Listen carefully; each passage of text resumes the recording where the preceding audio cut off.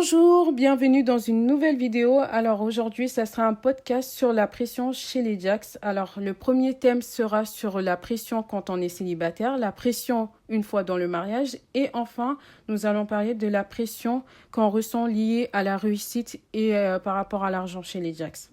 La vidéo sera répartie en 3 vidéos sur chaque thème. D'abord, je vais commencer tout d'abord par me présenter. Je m'appelle Diaby Néné, j'ai 22 ans, j'habite à Limoges. Je suis guinéenne d'ethnie Diarinké et pour les gens qui ne connaissent pas l'ethnie Diarinké, je vous laisse chercher sur Wikipédia. Enfin, c'est très simple. Les Diarinké, c'est un peuple qui est présent un peu partout dans l'Afrique de l'Ouest, que ce soit au Mali, au Gambie ou au Sénégal. Un gros pourcentage de Diarinké qui sont présents en Guinée. Et moi, plus précisément, je viens de Touba. Ce qu'il faut retenir chez les Diax, c'est que c'est une ethnie qui est très généreuse, qui a le sens de l'hospitalité, mais aussi, c'est des gens qui sont très solidaires entre eux. Et surtout, je rajouterai un point, c'est qu'ils ont ce sens religieux. Donc, on va tout d'abord commencer par la première partie, qui est la pression du mariage quand on est célibataire. Je tenais à dire avant de commencer le podcast que vous retrouvez mes produits en bas de la vidéo et aussi vous retrouvez le lien de ma boutique en ligne en description. Donc n'hésitez pas à passer un achat sur ma boutique en ligne. Merci. On va commencer par le thème sur la pression quand on est célibataire. Alors on va commencer par la première question qui est: penses-tu que la pression du mariage est liée à l'âge qui avance et le temps qui ne joue pas à notre faveur ? Alors, je vais vous lire ce que moi, j'en ai constaté. Plus tu grandis, plus la pression du mariage, elle augmente par rapport à ton horloge biologique. Avant de rentrer dans la vingtaine, c'était tranquille. Il n'y a personne qui me prenait la tête, tout le monde me laissait tranquille. Et même s'il y a des gens qui me posaient la question par rapport au mariage, il n'y en avait pas beaucoup, mais il y en a certains qui me posaient la question, je disais, j'ai pas l'âge de me marier. Et donc, du coup, on me laissait tranquille. On me disait, ouais, t'as quel âge? Je disais, ouais, j'avais 17-18 ans. Donc, du coup, j'avais pas l'âge pour me marier. Et les gens, ils me disaient, oui, j'étais jeune. Même s'il y a des gens qui diraient 18 ans, t'es en âge de te marier. Mais pour à la France, les gens, ils diraient que t'es encore jeune pour te marier. Donc, ils vont pas te prendre la tête plus que ça. Mais ils vont te dire quand même de faire attention et quand tu t'as trouvé quelqu'un, que tu le présentes. Tu ressentais aucune pression, c'était tranquille, tu avais tout le temps pour y penser. Alors que maintenant, je peux plus inventer cette excuse-là parce que elle n'est plus valable vu que j'ai 22 ans. D'ailleurs, je vais avoir 23 ans dans un mois et demi. J'arrive même pas à y croire. Mais bon, bref, il y a des gens qui diraient que je suis encore jeune par rapport au mariage et tout, et que la pression, on la ressent plus de 25 ans. Mais moi, je dirais que la pression, tu la ressens même si tu as 22 ans. Il y a des gens qui vont te mettre la pression parce que quand même, tu es en âge de te marier. Donc, la pression, peu importe l'âge que tu as, que tu as plus de 25 ans ou que tu as 20 ans, tu la ressens pareil. Après, à différentes échelles. Donc voilà. Quand tu as dépassé la vingtaine, là, c'est à ce moment-là que tu ressens la pression du mariage par rapport à ce que moi j'ai constaté. Donc moi maintenant, je me sens plus à l'aise avec mon âge. Par exemple, là, ça va être mon anniversaire. Enfin, je vais avoir 23 ans, mais je me sens pas à l'aise avec mon âge. Pourtant, il y a rien de mal, j'ai que 23 ans, je suis encore jeune et tout, mais par rapport au mariage, je me sens complexée par rapport à mon âge. Et donc, du coup, je me sens pas à l'aise. Et c'est pour ça que des fois, on ment sur notre âge ou on dit pas notre âge. Et il n'y a rien de mal à dire son âge et tout, mais maintenant, on a honte, enfin, pas quand on a honte de dire notre âge, mais quand t'es pas marié, t'as pas envie de dire ton âge parce que tu sais que tu vas te prendre des représailles et que les gens, ils vont commencer à te prendre la tête et tout, et ça va pas finir, ils vont faire que te saouler. Donc du coup, tu préfères même pas donner ton âge. C'est tellement, tu sais, que chez les Diax, ils vont faire plein de comparaisons et tout, donc du coup, tu te dis flemme, je préfère même pas donner mon âge. Donc du coup, je dirais que oui, la pression du mariage est liée à l'âge, que l'âge, ça avance et tout, et donc du coup, plus il avance, plus tu ressentiras de la pression parce que, comme j'ai dit, c'est lié à ton horloge biologique parce que nous, les femmes, on sait tous que on a un certain temps pour avoir des enfants avant que la ménopause elle arrive. Donc aussi, surtout nos mères, elles vont te dire qu'il faudrait que tu te maries jeune pour avoir beaucoup d'enfants, pour avoir le temps de faire tes enfants. C'est-à-dire que tu n'auras pas la pression de tout enchaîner d'un seul coup. Tu pourras prendre tout ton temps si tu te maries jeune. Sauf qu'en fait, ça veut rien dire. Par exemple, c'est pas parce que tu vas te marier à 20 ans que tu auras 7 gosses. Après, c'est possible. Mais ça veut rien dire. Parce que ça se peut que Dieu, il aura décrété que même si tu te maries à 20 ans, eh ben, tu auras seulement que 4 enfants et tu n'en auras pas 7. Alors que ça se peut que tu te maries, je sais pas, à 30 ans et il y a des gens qui vont penser à 30 ans, terminé quoi. Enfin, ils vont dire ça va être compliqué pour avoir des enfants alors que il se peut que tu auras 4 enfants, 5 enfants et qu'il n'y aura pas de souci. C'est Dieu qui donne et que ça sert à rien de donner ce prétexte à chaque fille pour leur mettre la pression pour se marier, pour leur dire marie-toi jeune, marie-toi rapidement parce que tu sais, ton horloge biologique, tu vois, ça avance et tout, et que tu n'auras pas le temps de faire autant d'enfants que tu souhaiterais en avoir. En fait, nos mères, elles voudraient qu'on a plus d'enfants que elles ont eu. Par exemple, elles ont eu 5 enfants, elles voudraient que toi, tu as plus d'enfants que elles. Sauf qu'en fait, ce qu'elles n'ont pas compris, c'est que nous, dans notre génération, on ne veut pas avoir autant d'enfants, avoir 7 gosses et tout, alors que les 7 enfants, il va falloir les élever, les éduquer, et ça, c'est hyper compliqué, surtout dans le monde dans lequel on vit. Donc, qu'on n'a pas autant d'enfants, nous, c'est pas ça notre inquiétude. Nous, c'est déjà d'en avoir, c'est déjà une grâce de Dieu si on a un enfant déjà. Alors, si on a 4 enfants, ça nous suffit, mais largement. Alors que nos parents, ils souhaiteraient qu'on a plus d'enfants que ça, en fait. Ah, je voulais donner une anecdote parce que j'ai rajouté une anecdote. Un jour, j'étais partie au Kunle. Le Kunle, c'est le baptême. Donc, j'étais partie au baptême de mon neveu. Et quand je suis sortie du baptême, j'ai croisé le beau-père de ma cousine. Et son beau-père, il m'a dit quoi? Il m'a dit courage. En fait, il a dit courage pas seulement à moi, il a dit courage à ma sœur et une fille qui était avec nous. Il a dit courage, mais d'une voix tellement triste. En mode, il avait pitié pour nous parce qu'on n'était pas mariés. Franchement, ça m'a fait trop rire sur le coup. Mais vraiment, c'était trop drôle. C'est comme un jour, ma tante, elle m'avait présenté son fils qui venait juste de sortir du bled. Et elle voulait que je parle avec lui. Sauf que moi, déjà, je crois que j'étais hyper jeune. Je sais même plus j'avais quel âge. Je crois que je devais peut-être avoir 19 ans, un truc comme ça. J'étais super jeune et en plus de ça, elle m'avait dit ouais, si j'ai envie de parler avec lui et tout, que tu vois, à 40 ans, ils aiment trop te rajouter ça, qu'il est parti en Mauritanie pour apprendre et tout. C'est grave quelqu'un qui a des connaissances religieuses et tout, pour encore plus te séduire et tout. Mais moi, personnellement, ce critère-là, c'est même plus un critère auquel je me fie. Que genre, tu me dis à 40 ans, parce que même si la personne, elle a appris, c'est vrai, c'est bien. Je doute pas que la personne, elle a appris, mais c'est juste que moi, il y a certains gars du bled, ils m'ont traumatisé. Franchement, ils ont appris des choses et ils mettent même pas en pratique. Souvent, ils interprètent comme eux, ils veulent.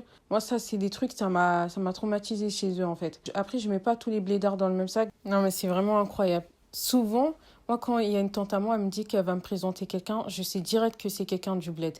C'est sûr, c'est quelqu'un du bled qu'elle va me présenter. Soit c'est quelqu'un qui est au bled et qu'elle veut faire venir en France, soit c'est une personne qui est déjà en France et qu'elle veut aider pour qu'il ait les papiers et qu'il se marie avec moi. Enfin, après, je ne vais pas avoir des mauvaises idées, mais souvent, c'est vraiment ça, hein. C'est pour aider sa famille. Et généralement, c'est toujours quelqu'un qui vient du bled. Donc, laisse tomber. Bon, après, moi, j'ai rien contre les gars qui viennent du bled, hein. J'ai rien contre les blédards et tout. C'est juste que en fait, c'est comment on l'approche, comment c'est fait. Tu sais direct que c'est par intérêt que la personne s'est rapprochée de toi. C'est pas la personne elle se rapproche de toi parce qu'elle sait que ton comportement il irait trop bien avec le comportement de cette personne-là. Non, généralement, c'est souvent la personne elle va t'approcher. Des fois, c'est même pas des gens qui sont proches de toi, ils vont t'approcher pour te présenter quelqu'un de leur famille, alors qu'en vrai, vous connaissez ni d'Adam ni de Ève, vous connaissez très peu et que la personne elle veut te présenter quelqu'un de sa famille qui vient du bled. Pourquoi? En fait, c'est comment l'approche elle a été faite et les intentions qu'il y a derrière. C'est ça qui pour moi, qui est le plus important. Mais ça, c'est tellement fatigant, en fait, quand à chaque fois, il y a quelqu'un qui te présente quelqu'un et c'est tout le temps des gens que, personnellement, c'est même pas des gens que toi, tu veux, en fait. C'est tout le temps des gens que toi, tu veux pas. Et à chaque fois, tu les recales, ils vont dire, tu fais trop la difficile. Et toi, t'as pas envie de paraître pour la personne difficile et tout. Et des fois, tu as parlé avec ces personnes-là, alors que tu sais très bien que ça va aboutir à rien, mais juste pour que les gens ils te laissent tranquille et tout, et que tu as fait genre que tu as parlé avec quelqu'un. Au moins, j'ai appris à connaître la personne, mais ça n'a pas fonctionné. Hop. Alors, on va passer à la deuxième question. Pourquoi on met plus la pression du mariage aux femmes plutôt qu'aux hommes? Alors, moi j'ai écrit que c'est la même pression autant chez les hommes que chez les femmes. Parce que les hommes aussi, ils ont la pression du mariage, mais pour différentes raisons. Alors, pour les femmes, c'est par rapport à leur horloge biologique. Donc, d'un côté, nos mères, elles ont raison quand elles nous disent que c'est mieux de se marier jeune parce que tu as plus de facilité à élever et à avoir des enfants dans la jeunesse que dans la vieillesse.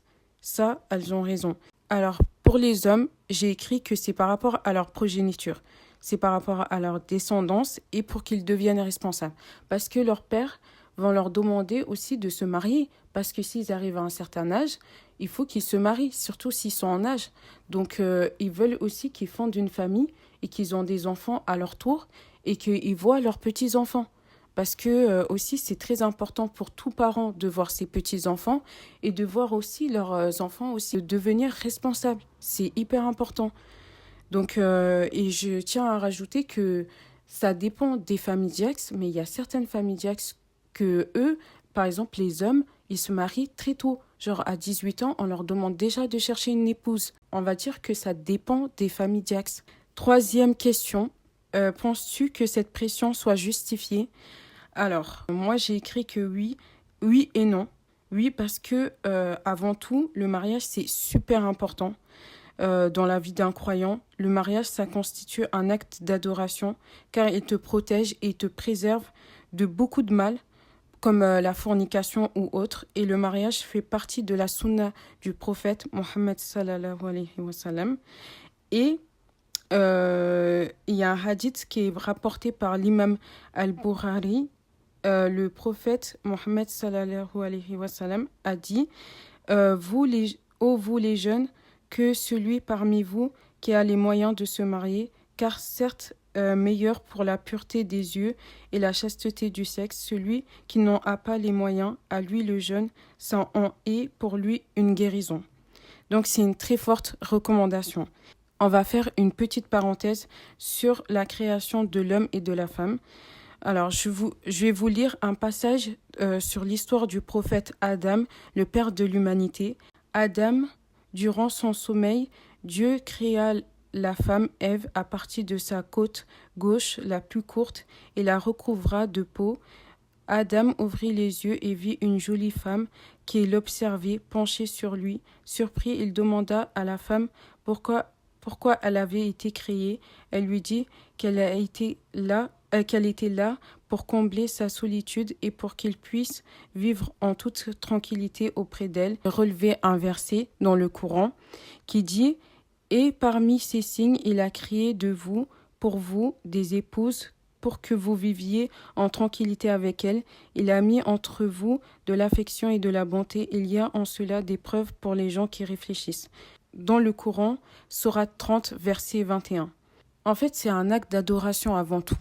Même si aujourd'hui, on va dire que les gens, ils en font ce qu'ils veulent du mariage, mais le mariage, ça reste un acte d'adoration avant tout. J'ai mis non parce que la pression du mariage n'est pas justifiée dans certains cas, parce qu'il y a des manières pour dire les choses aux gens. Il y a des gens, quand ils veulent te dire quelque chose, c'est plus pour te lancer des pics qu'autre chose. Et la pression du mariage, ça résulte des fois plus de problèmes que des solutions. Et des fois, c'est plus pour le regard des autres qu'on met la pression à ses enfants que pour autre chose.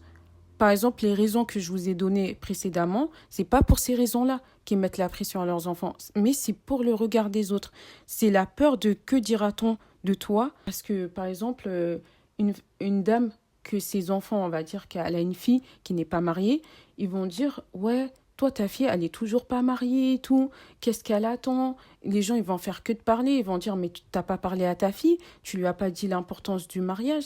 Il faut que tu lui parles. Parce que si tu lui parles pas, eh ben, elle va continuer à faire ce qu'elle veut. » Après, ils vont partir dire aux autres « Oui, elle laisse sa fille faire tout ce qu'elle veut. Elle lui conseille même pas le mariage et tout. » Enfin, voilà, c'est toujours comme ça.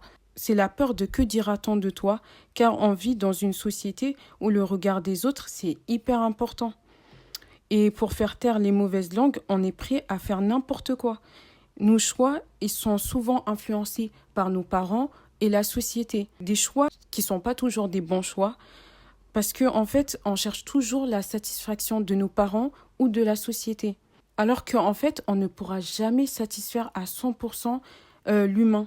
Si toi, tu es toujours à la recherche de la satisfaction de l'humain, tu vas être malheureux. Tu ne pourras jamais satisfaire complètement l'humain, car l'humain, il te dira toujours d'en rajouter plus. Par exemple, tu vas satisfaire une demande, il va te demander une autre demande. En fait, ça ne sera jamais assez. Il te demandera toujours plus. Donc, il ne faut jamais se sacrifier pour satisfaire la demande de quelqu'un. Se sacrifier pour satisfaire les besoins de tes parents ou de la société, en fait. Si on se marie uniquement pour faire plaisir à nos parents, qu'est-ce qu'on y gagne? Est-ce qu'on gagne plus de hasenet ou autre chose? Parce que moi, je dis, si tu te maries, soi-disant, pour faire plaisir à tes parents, pour obtenir leur satisfaction, tu te maries avec un homme qu'ils t'ont présenté, je sais pas, ils font un mariage arrangé, tu te maries avec cette personne-là, alors que tu sais que cette personne-là, tu l'aimes pas forcément, mais que tu te dis, vas-y, je vais pas faire du chichi, j'en ai marre qu'on me prend tout le temps la tête, donc je vais faire un choix. En fait, c'est un choix par dépit. Tu vas accepter par dépit, juste pour faire plaisir à tes parents et ne pas pas les désobéir. Tu vas te marier avec cette personne-là et une fois dans le mariage, tu te rends compte qu'en fait, c'est un très mauvais choix parce que, en fait, tu souffres dans ce mariage. Tu sais même pas comment te sortir de ce problème-là. Parce que, en fait, tu as tout fait pour que, en fait, tes parents ils soient satisfaits de toi et toi, tu pensais que c'était largement suffisant. Sauf qu'une fois dans le mariage, c'est compliqué. Une fois que t'es rentré dans le mariage, pour en ressortir, ça sera super compliqué. Vu que c'était un mariage arrangé, et que c'est quelque chose qui plaisait à tout le monde, si toi, du jour au lendemain, tu décides de vouloir mettre un terme à ce mariage, ça va être très très compliqué. Soit tu vas rester dans ce mariage et tu seras malheureuse, et tu seras tout le temps frustrée, tu vas voir les autres, ils sont heureuses dans leur mariage, sauf toi qui est malheureuse dans ton foyer, eh ben, c'est comme ça. C'est parce que, en fait, tu as fait le mauvais choix, tu étais mariée, pour de mauvaises raisons. Parce que le mariage, avant tout, c'est un acte d'adoration. Donc, si tu le fais uniquement pour la satisfaction d'Allah. Tu ne le fais pas seulement pour faire plaisir à tes parents. Parce que faire plaisir à tes parents, c'est bien. Parce que la satisfaction de nos parents, c'est hyper important en islam. Mais tu vas pas mettre la satisfaction de tes parents en premier et mettre la satisfaction d'Allah de côté. Parce que le mariage, c'est d'une importance énorme. Et le mariage, c'est tellement dur. Si en plus tu es marié avec quelqu'un que tu n'aimes même pas en plus, mais c'est terrible. Il y a des gens, ça les pousse à faire des choses horribles. Comme il y a des gens, ça les pousse à commettre l'adultère. Parce que elles sont tellement malheureuses. Parce que quand tu es malheureuse et tu es désespérée et que tu es frustrée de ta relation avec la personne, parce que il y a des gens aussi qui se disent que vas-y, c'est pas grave, je me marie avec cette personne-là, même si je ressens pas des sentiments pour la personne, c'est pas grave, avec le temps, ça va venir. Sauf que si l'amour, il vient pas avec le temps, ben ça va te frustrer encore plus. Si tu vois les autres personnes, ils sont heureux dans leur foyer, eh ben ça va te frustrer, tu vas jeter ton amertume sur les gens, tu seras hyper désagréable envers les gens, tu seras désagréable envers ton mari, tu auras même un très très mauvais comportement envers ton mari, ça va te pousser à faire plein de choses parce que t'es malheureuse. Et quand quelqu'un il est malheureux, il fait tout pour trouver une solution, pour trouver le bonheur, pour se soulager, pour soulager la souffrance qu'il a dans son cœur. Et donc du coup, il serait capable de faire tout et n'importe quoi, comme commettre l'adultère. C'est pour ça que pour pas en arriver à des situations catastrophiques comme ça, vaut mieux réfléchir à deux fois et de se marier pour des bonnes raisons, pour des bonnes causes. Pas de se marier seulement pour la satisfaction de tes parents et ensuite tu es dans le mariage et t'assumes plus. Non, que tu as fait le bon ou le mauvais choix, il faudra assumer après. Donc il faut que tu réfléchis bien.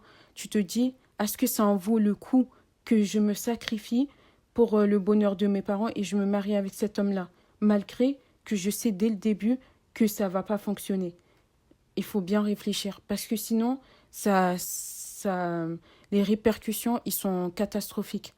Parce qu'une fois dans le mariage, c'est très dur d'en ressortir et on le sait très bien. Chez les Jax, le divorce, c'est très dur. En plus, c'est des discussions sans fin et puis tes parents, ils voudront pas que tu pars comme ça et même ta belle famille, ils vont pas te laisser partir comme ça, ils vont essayer d'arranger les choses entre vous deux. Et donc, en fait, tu pourras pas divorcer comme tu veux. Par exemple, vas-y, ton mari te saoule, vas-y, je peux plus le voir en peinture, c'est mieux que je divorce de lui. Non, ça va pas se passer comme ça. C'est sûr que ils vont tout faire pour te retenir, pour que tu restes dans ton foyer. Et même si toi, tu peux plus de ce foyer-là, tu peux même plus voir ton mari ni en nature ni en peinture et que tu te dis, vas-y, tu peux plus de ta situation dans ton foyer et que tu décides de retourner chez tes parents, ben, tu peux retourner chez tes parents, mais tu n'es toujours pas divorcé. Tu es en instance de divorce qui prend beaucoup de temps. Ça peut prendre même 1 an que tu es en instance de divorce avec ton mari et que vous n'êtes toujours pas divorcé. Et ça, c'est tellement saoulant. Mais bon, après, c'est pour ça qu'il faut y réfléchir vraiment mûrement quand tu décides de vouloir te marier avec quelqu'un, même si après, tu vois, c'est des choses, c'est inattendu. Il y a des gens, ils se marient avec quelqu'un et après, ils sont amenés à divorcer parce que après, ça fait partie de leur destin et voilà, c'est comme ça. Un conseil que je donnerais à toutes ces filles qui ressentent la pression du mariage parce que je me retrouve dans la même situation que eux, que leurs parents, ils leur mettent la pression par rapport au mariage. Moi, à un moment, j'étais partie au bled et au bled, on m'a fait un lavage du cerveau là-bas. Ah non, mais là-bas, on me parlait matin, midi, soir du mariage. Donc, en fait, ça faisait que tourner en bourrique dans ma tête. Quand une cousine à moi, elle m'a dit que oui, il y a quelqu'un qui voudrait me mettre en contact avec une personne. Et je me suis dit, ouais, pourquoi pas, tu vois. D'ailleurs, j'étais choquée de moi parce que d'habitude, je recale direct. Mais là, j'ai dit ok parce que, tu vois, je ressentais tellement la pression du mariage que j'ai cédé, j'ai dit oui. En fait, on a commencé à faire connaissance. Je crois qu'on a fait connaissance pendant 6 jours à peu près. Et on s'est posé beaucoup de questions afin d'apprendre à nous connaître. Et je me suis rendu compte qu'en fait, on se correspondait pas du tout. Mais j'osais pas dire qu'on se correspondait pas du tout. Et en plus, je me disais, en fait, tout allait pour le mieux, en fait. Parce que on s'entendait bien. Et puis, on va dire, il y avait quand même un bon feeling entre nous. Mais c'est juste que on se correspondait pas sur certains points et tout. Et surtout, il y avait quelque chose qui me dérangeait dans nos discussions, mais je savais pas ce que c'était. Et j'osais pas dire, on se correspond pas, donc c'est mieux qu'on arrête là et tout. Alors que, en fait, jusque-là, on s'entendait très bien. Et voilà. Donc, du coup, je continue à parler avec lui jusqu'à ce qu'à un moment, il me dit que sa mère, elle souhaitait lui présenter quelqu'un. Mais lui, il a dit que non, en fait, il veut pas faire connaissance avec quelqu'un parce qu'il parlait avec moi. Et là, je me suis dit, ah ouais, oulala, le gars, il est vraiment sérieux. T'imagines s'il parle de moi à sa mère? Je serais dans la merde parce que le gars, en fait, on est de la même famille. C'est-à-dire que sa mère et ma mère, ils sont cousines. Mais même son père aussi, il est cousin avec ma mère. Donc ça veut dire, si on s'était mariés, ça aurait été vraiment un mariage de famille. Et moi, je me suis dit, oh là là, j'ai dit, c'est mieux que je sois honnête avec lui parce que il a été très gentil avec moi. En plus, on s'entendait bien. Donc je me suis dit, c'est mieux que je lui dise la vérité, qu'en fait, on ne se correspond pas du tout.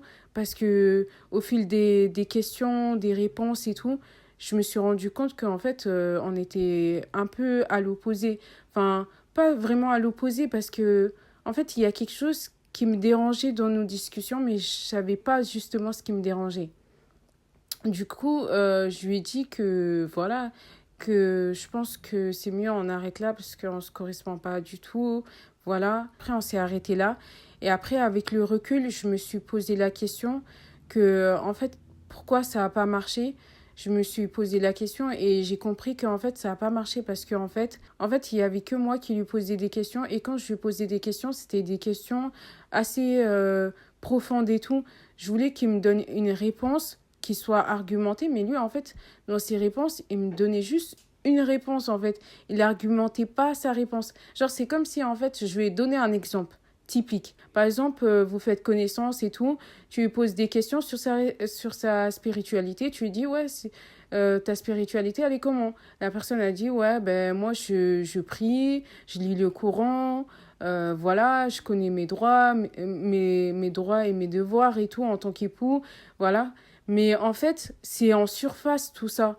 C'est trop artificiel. C'est mieux de approfondir et poser vraiment des questions plus ciblées. Par exemple, tu lui poses des questions par rapport au Coran. Par exemple, tu lui dis, ah, tu lis le Coran et tout. C'est quoi ta sourate préférée? Pourquoi c'est ta sourate préférée? Est-ce que tu peux m'en dire plus et tout sur cette sourate? Qu'est-ce que tu as retenu et tout? Tu vois, là, c'est plus profond. Tu connais mieux la spiritualité de la personne. La personne, en fait, elle ne peut pas se faire passer pour quelqu'un qui n'est pas.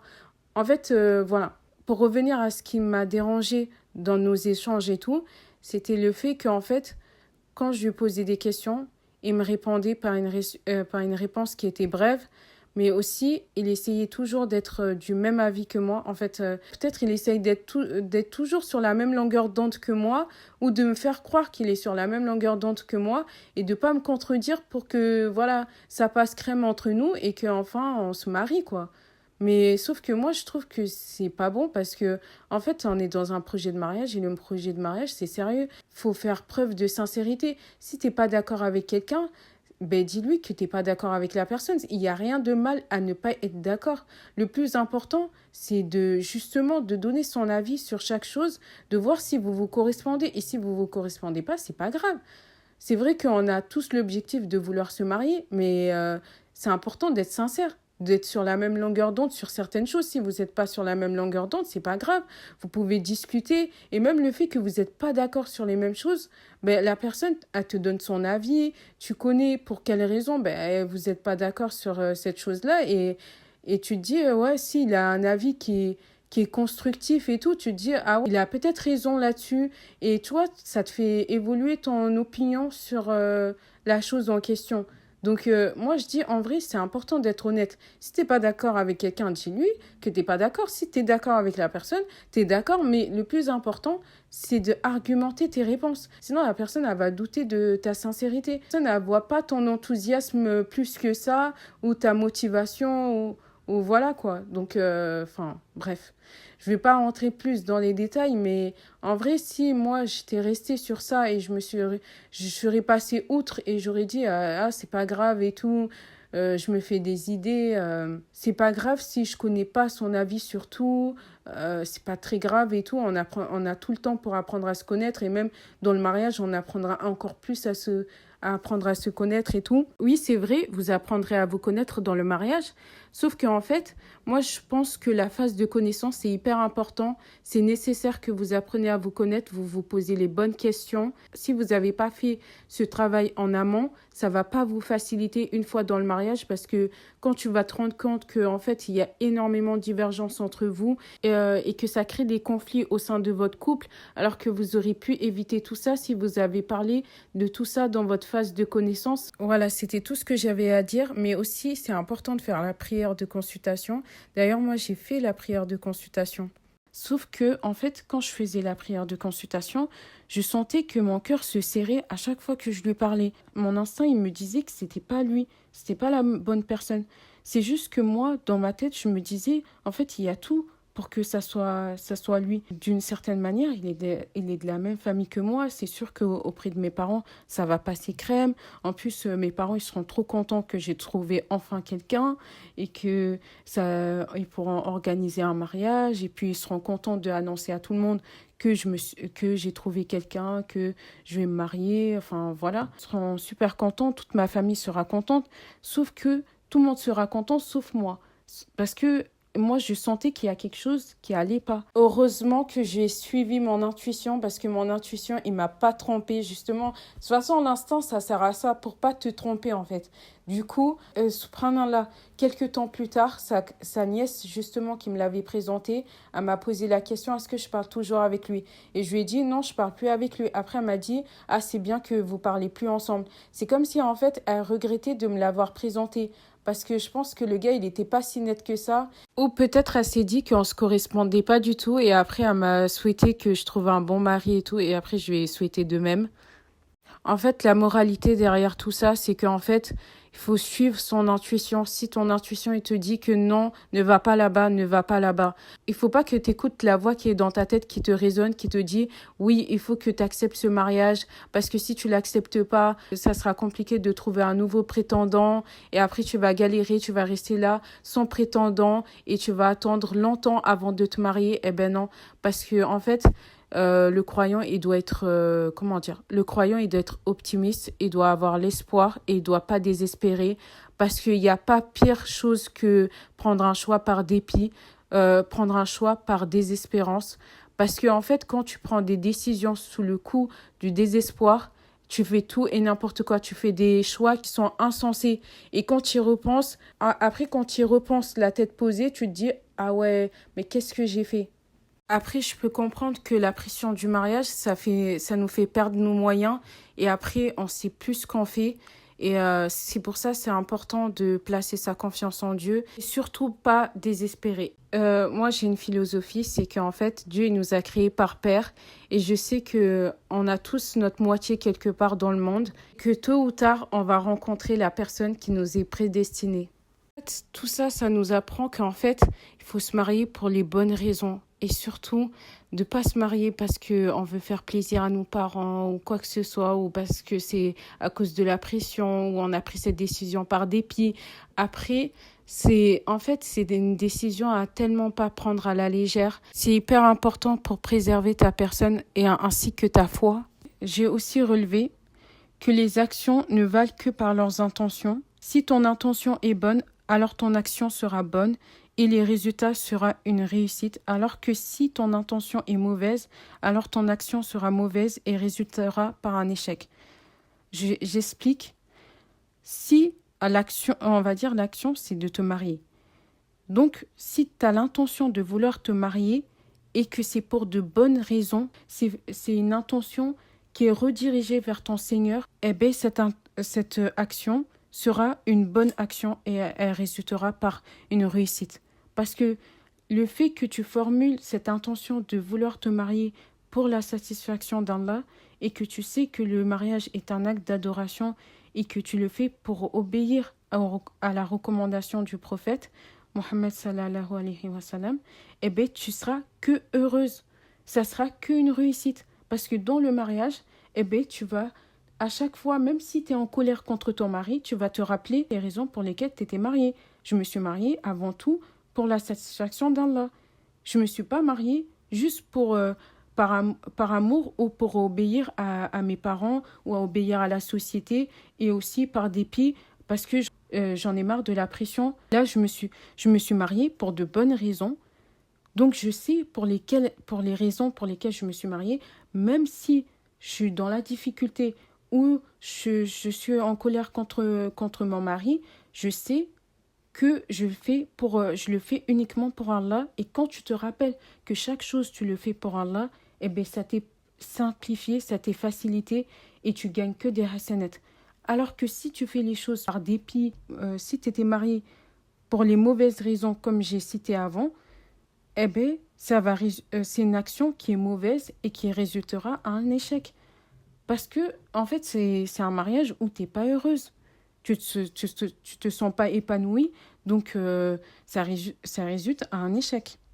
D'ailleurs, j'allais poser une question pour toutes les personnes qui se marient simplement pour faire plaisir à la société ou juste pour faire plaisir à leurs parents et satisfaire leurs demandes. C'est de poser aussi la question à vos mères, est-ce qu'elles sont heureuses dans leur foyer? Et aussi de raconter leur histoire par rapport au mariage. Qu'est-ce que elles ont retenu par rapport au mariage et de leur poser la question sur leur expérience sur le mariage. Et elles vont beaucoup t'apporter. Elles vont te dire les erreurs qu'elles ont pu faire. Elles vont te dire les choses à éviter, les choses qu'elles auraient, franchement, qu'elles souhaiteraient pas pour leurs enfants. Par exemple, il y a des mères, elles ont souffert dans leur mariage et elles étaient obligées de rester par rapport à leurs parents. En fait, elles te donneraient plein de conseils Il y a des mères, elles n'ont jamais connu le bonheur dans leur foyer. Elles savent même pas ce que c'est un mariage sain. Elles savent même pas ce que c'est le véritable amour. Parce qu'il y en a certains, elles se sont mariées avec des hommes qu'elles ne connaissaient même pas. On leur a imposé ce mariage-là et elles n'avaient pas le choix que d'accepter. De toute façon, il y en a certaines, on leur demandait même pas leur avis. Il y en a d'autres qui se sont mariés par amour. Il y en a que voilà, c'était pas un mariage arrangé. Il y a des mères, eux, par contre, ça n'a pas été un mariage arrangé. Elles ont choisi de se marier avec cet homme-là. Et d'autres, elles n'ont pas eu le choix. On leur a imposé ce mariage-là.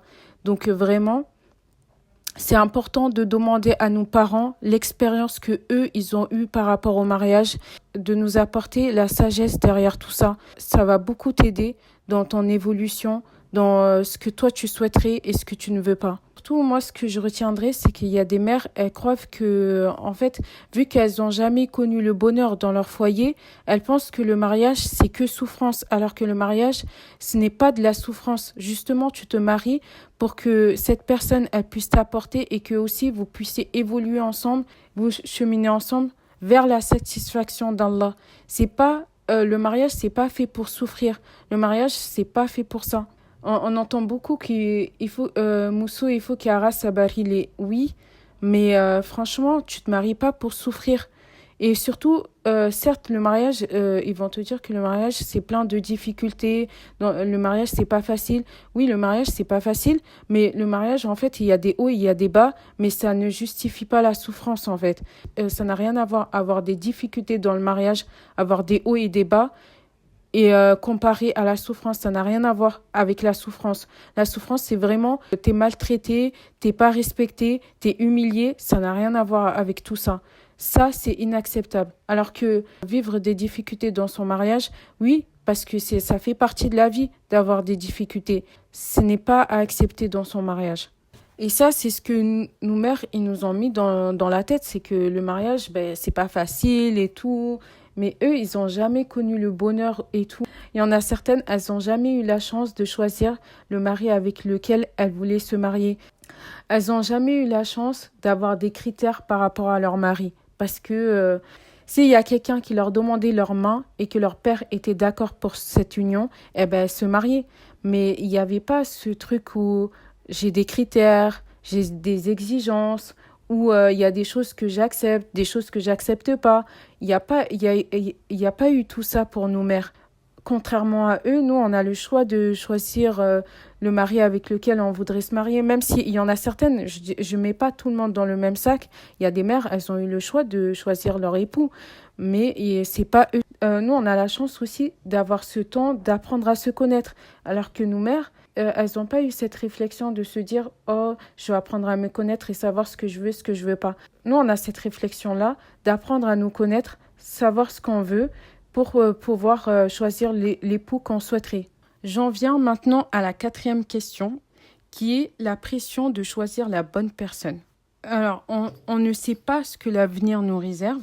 Tu sais pas le destin, il va mettre qui sur ton chemin. Peut-être tu vas rencontrer quelqu'un qui n'est même pas un Jax et que tes parents ne souhaiteraient pas que tu te maries avec cette personne-là parce qu'il n'est pas Jax ou pour autre chose, hein, pour une autre raison. En fait, il y a cette pression. Parce qu'en fait, le fait qu'on a le choix de se marier avec qui on veut, eh ben aujourd'hui, c'est une pression. Parce que j'explique pourquoi c'est une pression. Parce que si jamais tu te maries pas avec la bonne personne, eh ben tu peux t'en vouloir qu'à toi-même. Et en plus, le pire, c'est si tu as insisté auprès de tes parents pour te marier avec cette personne-là et que tes parents ne souhaitaient pas que tu te maries avec cette personne-là parce qu'il y avait des raisons pour qu'ils n'acceptent pas et que toi, tu as forcé et que tes parents ont été contraints d'accepter le mariage parce qu'ils voulaient éviter que le pire arrive, ils voulaient éviter l'irréparable. Ils ont fini par accepter, mais par contrainte, ils finissent par accepter. Si jamais le mariage ne se passe pas comme prévu, ne se passe pas bien, eh ben, et que tu décides de vouloir retourner chez tes parents et que tu veux divorcer, tes parents, il se peut qu'ils ne voudront même pas te recueillir chez eux. Il y a des parents qu'ils ne voudront pas te recueillir chez eux parce qu'ils vont dire que tu as insisté pour te marier avec cette personne-là. Je t'avais bien prévenu que je ne voulais pas que tu te maries avec cette personne-là, mais tu as insisté, on a fini par accepter. Maintenant, tu décides de vouloir divorcer avec cette personne-là. Eh ben, eh ben non, ça se passe pas comme ça. C'est pour ça que, en fait, si tu fais un choix, et la bénédiction aussi de tes parents, c'est trop important. Parce que si tes parents, ils sont pas d'accord avec ce choix-là, n'insiste pas. Parce que des fois, nos parents, ils ont une bonne raison de pas vouloir qu'on se marie avec une personne. Même si, tu vois, des fois, nos parents, ils sont pas très expressifs. Ils vont pas dire les raisons pour lesquelles ils refusent. Ça aussi, c'est quelque chose que je trouve que c'est dommage. En fait, si tu es proche, tu es suffisamment proche avec tes parents vont te dire la raison pour laquelle ils refusent. Parce que les parents, en fait, des fois, il faut quand même forcer auprès de eux pour connaître les raisons. Parents, en fait, un enfant, si tu lui expliques pas les raisons de ton refus, il va se révolter envers toi, il va se dire que tu dis non juste pour dire non, juste pour le plaisir de dire non, alors qu'il y a une bonne raison pour laquelle il dit non. Nos parents, ils sont protecteurs envers nous, ils nous ont élevés, ils ont pris soin de nous toutes ces années pour que nous aussi, à notre tour, on puisse aussi, nous aussi, à notre tour, fonder une famille, mais ils voudront pas qu'on se marie avec n'importe qui. Ils ont pas fait tous ces sacrifices, nous avoir élevés, nous avoir donné une bonne éducation pour qu'au final, on finisse dans de mauvaises mains. Non, surtout nos pères, ils sont très protecteurs envers leurs filles parce que les filles, c'est précieux. Donc, ils veulent pas qu'ils donnent leur fille à n'importe qui, quelqu'un qui aura un mauvais comportement envers elles, ou ils vont tomber dans une famille de fous. Non, mais c'est vrai, ou ils vont tomber dans une famille qui est déjà une famille déséquilibrée, où, tu vois, il n'y a pas une bonne entente entre les parents, ou c'est une famille qui est déjà toxique. Ils vont pas mettre leur fille dans un environnement toxique. Je suis désolée, c'est même pas rassurant pour les parents. Si ton père il estime que cette personne n'est pas bonne pour toi, il t'explique en plus les raisons pourquoi cette personne n'est pas bonne pour toi, c'est mieux de accepter. Même si, c'est pour ça que dans une relation, vaut mieux que avant que tu deviennes in love de la personne, c'est mieux d'en parler à un de tes parents. Je sais pas. Peut-être t'en parles à ta mère. C'est plus facile d'en parler à sa mère. Tu dis à ta mère, oui, je parle avec quelqu'un. Cette personne vient de tel ou tel endroit. Ça va passer auprès de Mba ou pas. Réfléchis bien à savoir si c'est la bonne personne pour toi. Il faut pas qu'après tu finisses par le regretter. Voilà. Par rapport au choix du mari, moi, franchement, j'ai regardé les types d'hommes Jax autour de moi pour voir lequel peut susceptiblement m'intéresser. Sauf qu'en fait, j'ai vu que il y en a pas vraiment qui m'intéressent. Enfin, j'ai regardé autour de moi et il y en a certains que je sais que c'est pas ce que je veux. Je vais vous citer les types d'hommes chez les Jax et j'en suis sûre que vous allez reconnaître à 100%.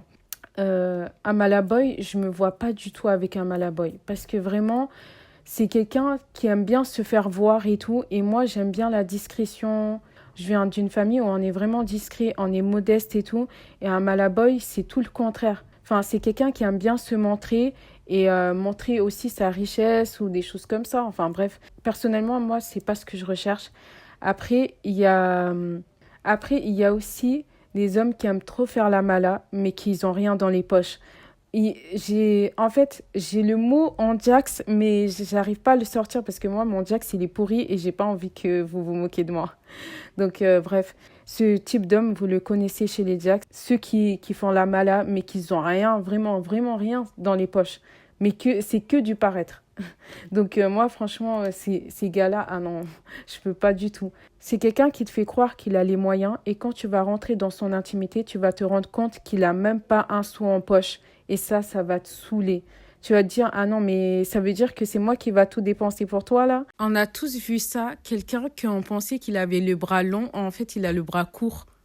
Il y a aussi les soi-disant pieux. Parce qu'il y a des hommes, dans l'apparence, ils ont l'air hyper pieux, hyper dans la religion et tout. Et quand tu rentres dans leur intimité, tu te rends compte qu'en fait, ils sont pas si pieux que ça.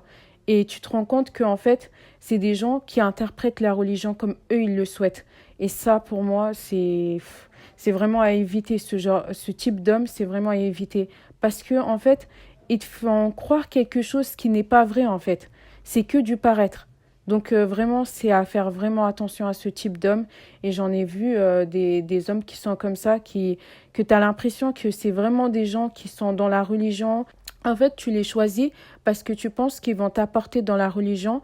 Et alors qu'en fait, spirituellement, ils vont rien t'apporter. Et tu vas te rendre compte qu'en fait, c'est des gens qui respectent même pas les lois de la religion, en fait. Voilà.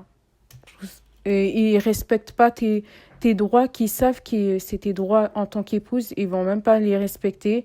Euh, Ils savent leurs devoirs, mais ils vont même pas les respecter. Enfin bref, ils vont faire comme, en fait, ils vont faire comme ça leur enchante en fait. Voilà.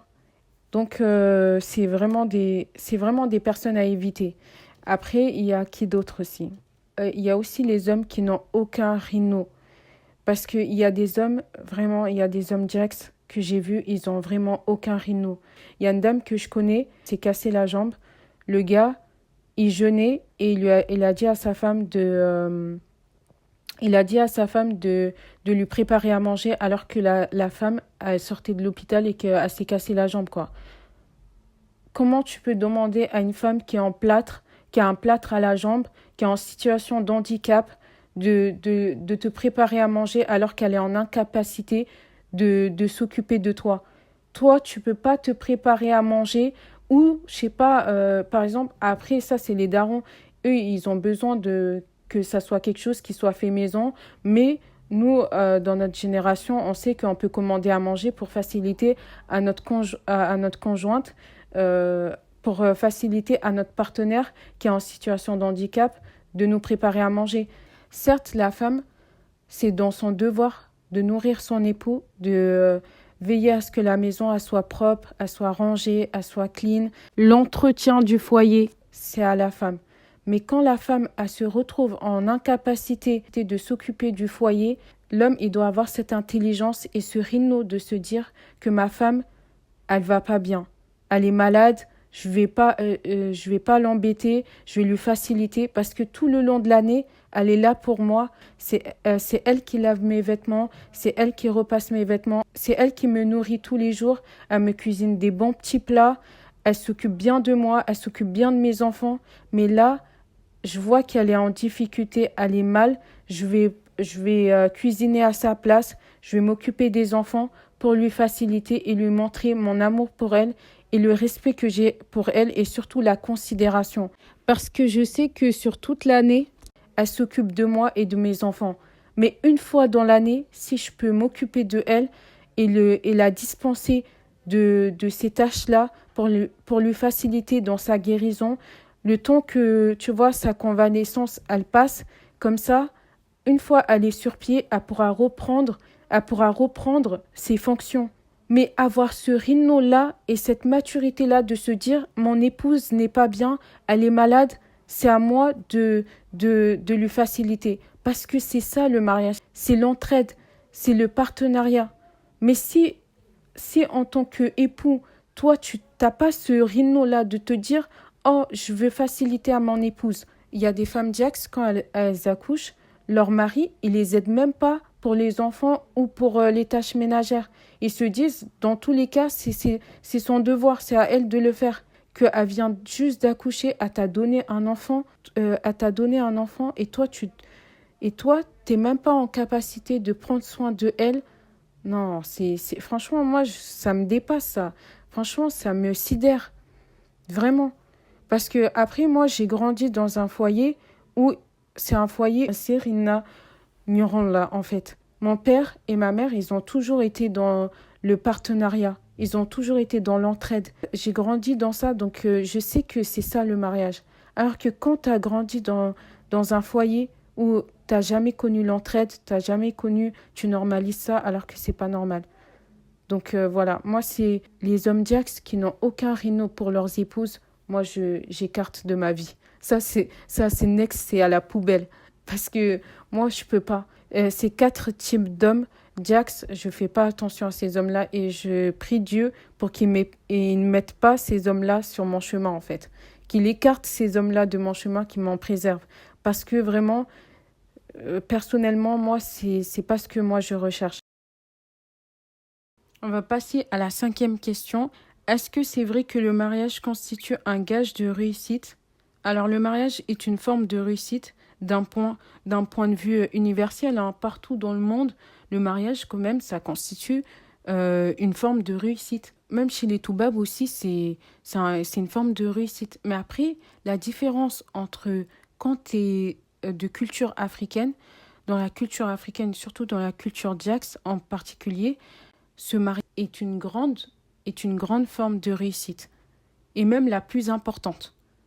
Alors que chez les Toubabs, eux, se marier, c'est le cadet de leurs soucis. Se marier, certes, c'est une forme de réussite d'une part, mais c'est pas le plus important pour eux.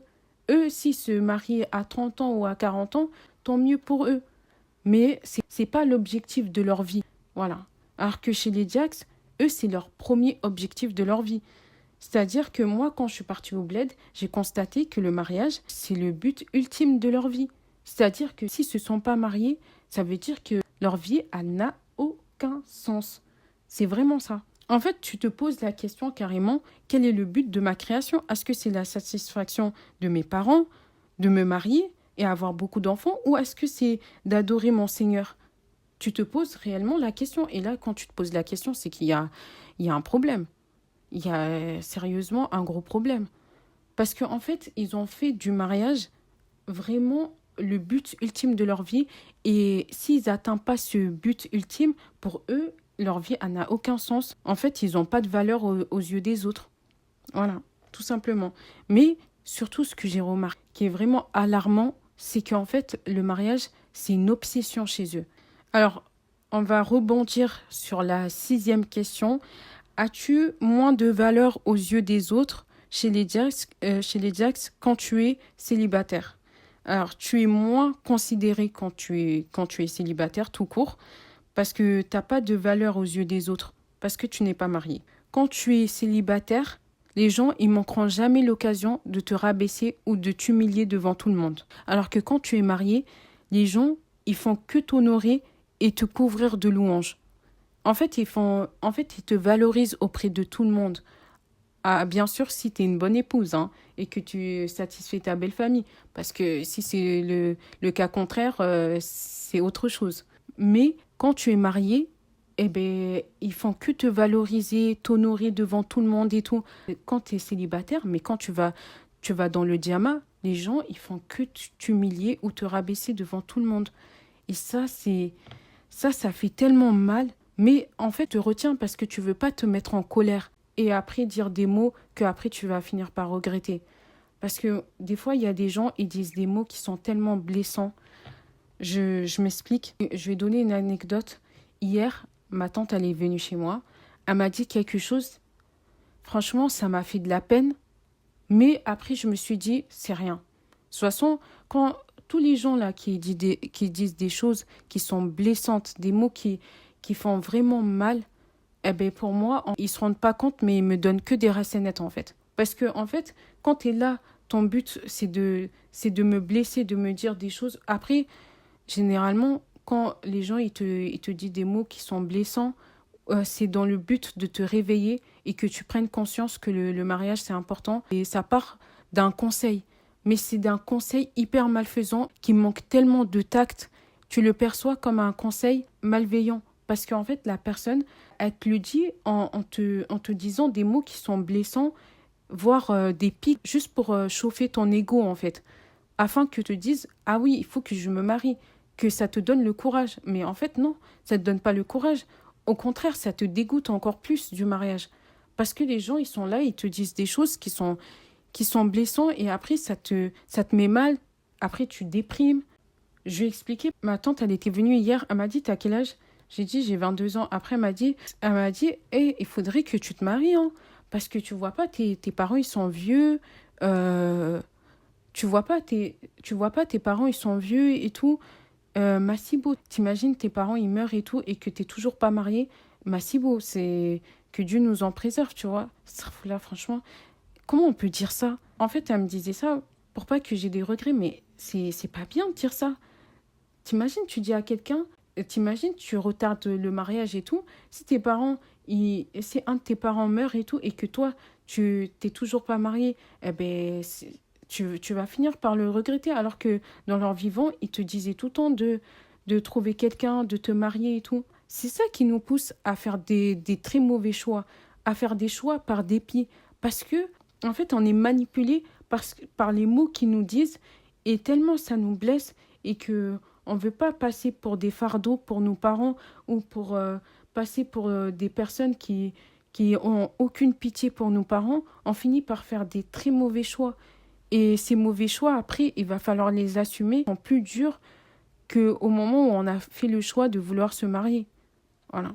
Qui sont tellement blessants. Franchement, je ne pourrais même pas dire tous les mots blessants que les gens ils ont dit à moi ou à ma sœur.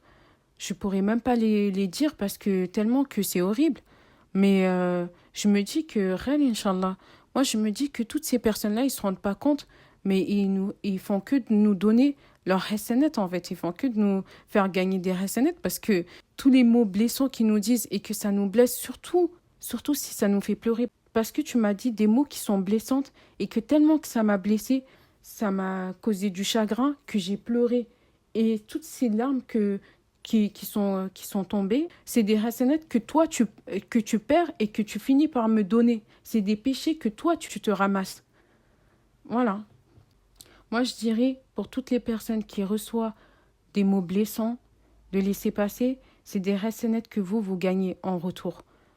Laissez ces personnes parler. Dieu est le meilleur garant et c'est le meilleur défenseur. Ça sert à rien de vouloir répliquer, de remettre la personne à sa place, ça sert à rien parce que dans tous les cas, quand tu vas vouloir faire ça, tu vas causer plus de mal qu'autre chose. Donc c'est mieux si tu répliques et que tu répliques pas avec une bonne réplique, après tu finis par manquer de respect à la personne, c'est pas bon. Ça sert à rien de vouloir polémiquer avec la personne, ça sert à rien.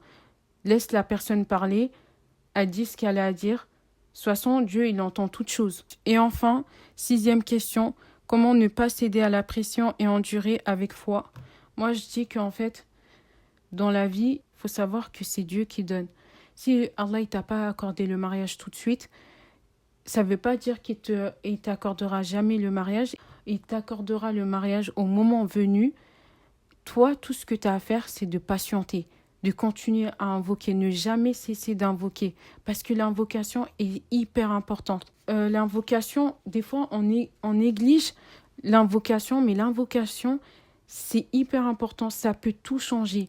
La puissance de la Doha, c'est hyper important. Donc, si tu as conscience de ça, tu seras rassuré dans ton cœur et surtout, et la certitude en invoquant. En fait, quand tu fais ton invocation, tu dis « Ya Allah, accorde-moi un bon mari ». Tu as la conviction dans le cœur que Allah, il va t'exaucer. Tu n'as pas cette crainte que Dieu, il va pas t'exaucer. Tu as la conviction qu'il va t'exaucer parce que tu as confiance en lui. Si tu as confiance en ton Seigneur, tu n'as pas d'inquiétude à te faire. Tu continues ta vie. Quand il y a des opportunités qui se présentent à toi, comme par exemple, il y a quelqu'un qui te présente quelqu'un, ne refuse pas, ne te renferme pas. Accepte la demande quand tu as faite et apprends à connaître la personne. Si elle te correspond, tant mieux. Si la personne ne te correspond pas, tant pis. Tu vois. Dernière chose, parce que j'ai oublié de dire quelque chose, pour savoir si c'est la bonne personne pour toi, tu fais confiance à ton instinct et aussi, tu te poses les bonnes questions, mais aussi, surtout, tu fais une liste de questions et que tu réponds à ces questions afin d'apprendre à te connaître. Et aussi pour savoir ce que tu attends de quelqu'un. Et quand tu poses ces questions à la personne, tu regardes s'il remplit justement tes attentes. Voilà. Et aussi, je dirais surtout que c'est comme pour qu'une recette soit réussie, il faut que tous les ingrédients soient dedans. Si il manque un ingrédient ou il manque plusieurs ingrédients, ça veut dire que la recette, elle n'est pas complète et du coup, elle ne sera pas bonne. Eh bien, c'est pareil quand tu fais le choix de la bonne personne.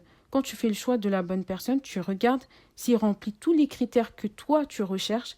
Si la personne ne remplit pas tes critères, ça ne sert à rien de forcer. Et ça ne sert à rien de aussi baisser ton standard. Il faut que tu restes fidèle à ton standard. Tu penses comme ça et tu te dis que je vais baisser mes standards parce que je ne vais pas faire de chichi, sinon je vais trouver personne. Tu finis par accepter quelqu'un qui qui remplit pas tes standards et que après tu sois frustré, c'est pas la peine. Il faut que tu sois satisfaite. Donc, il faut que la personne respecte tes standards. Donc, tu mets tous les critères que toi, tu recherches. Bien sûr, des critères qui sont raisonnables. Au préalable, tu t'es posé des questions afin de savoir ce que toi, tu recherches et ce que toi, tu voudrais. Et à partir de là, tu pourras poser des questions à la personne et tu pourras voir s'il correspond effectivement à ce que toi, tu recherches. Je reviens à ce que je disais, qu'il faut placer sa confiance en Dieu et de ne pas désespérer. Parce que c'est quand tu désespères que tu fais tout et n'importe quoi. Donc, ne désespérez pas, parce que le croyant, avant tout, ce n'est pas quelqu'un qui désespère. Parce que le désespoir, il ne fait même pas partie du comportement d'un croyant. Le croyant, il est toujours optimiste, il a toujours espoir. Donc, il ne faut pas perdre espoir. Si tu es à la recherche d'un bon mari, ne perds pas espoir. Un jour, Allah, il va t'accorder un bon mari. Continue à faire les causes et aussi à invoquer Allah. Et tu verras que tôt ou tard, tu rencontreras la bonne personne. Voilà, c'était tout ce que j'avais à dire. Merci d'avoir écouté le podcast. J'espère qu'il ne sera pas trop long. Et il y aura la deuxième partie du podcast. Comme je vous ai dit, le podcast est séparé en 3 parties. Il y a la première partie sur la pression quand on est célibataire. La deuxième, c'est quand on est dans le mariage. Et enfin, sur la pression liée à l'argent et à la réussite. Merci d'avoir écouté le podcast. Merci. Je vous donne rendez-vous pour un prochain épisode. Bye!